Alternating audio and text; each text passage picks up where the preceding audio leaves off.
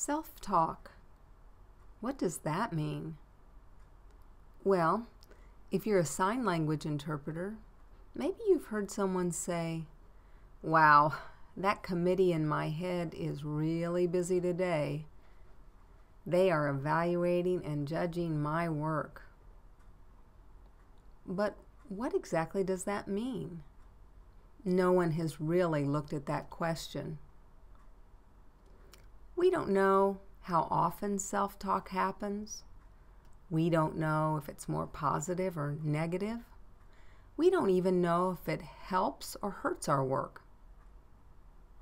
That's why we decided to investigate the nature of self-talk in interpreters.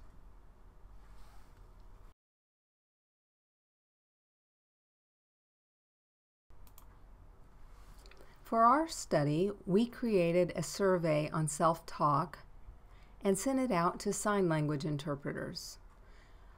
Our survey was based on a study by Hardy in 2006 that investigated athletes' self-talk.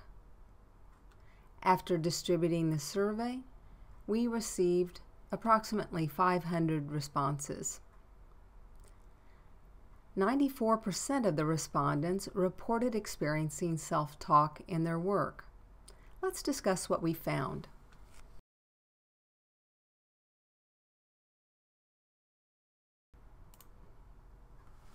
Here's a summary of our results.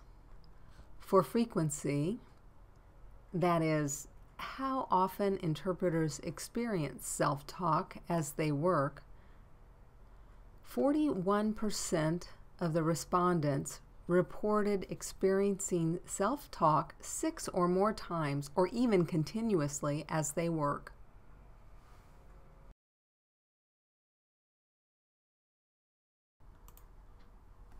Secondly, we examined valence. That is, whether self-talk contained more positive remarks or whether their self-talk is more negative in nature. 62% stated that their self-talk is a mix of positive and negative comments. 22% said their self-talk tended to be positive, and 14% said it tended to be negative.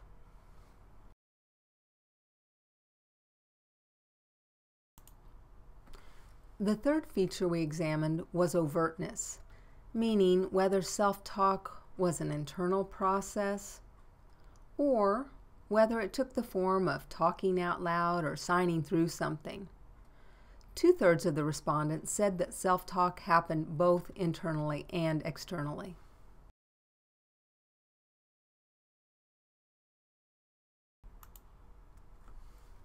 The fourth aspect, self-determination, refers to whether self-talk arises spontaneously during interpretation, without the ability to control it, or whether an interpreter is able to consciously control his or her thoughts and self-talk.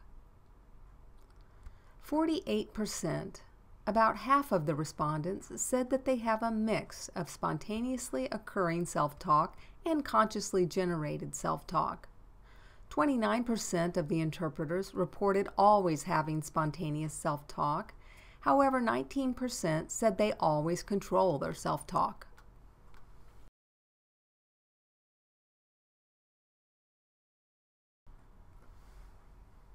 The fifth aspect is that of motivation. That means whether self-talk tended to inspire and motivate interpreters as they work, or whether self-talk was demotivational for the interpreter. 89% of the respondents said that they depend on self-talk as a way to motivate their work. 35% said that self-talk always motivated them, while 2/3 reported that self-talk can also be demotivational.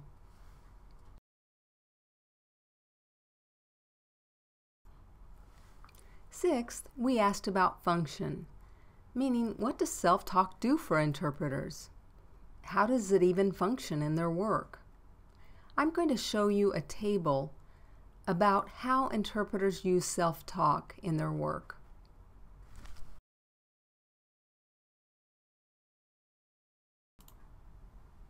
We also asked interpreters about the focus or topics of their self-talk. A high percentage of the respondents, 72%, reported that their self-talk focused on their errors, what they did wrong.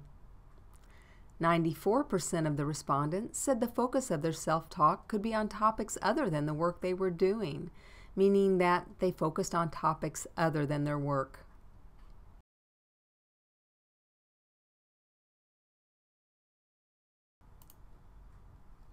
In summary, the results indicate that the experience of interpreters' self-talk, whether it's called a committee in your head or little voices on your shoulders, is a widespread phenomenon among interpreters, and that interpreters are able to analyze and discuss their own experiences with self-talk as they work.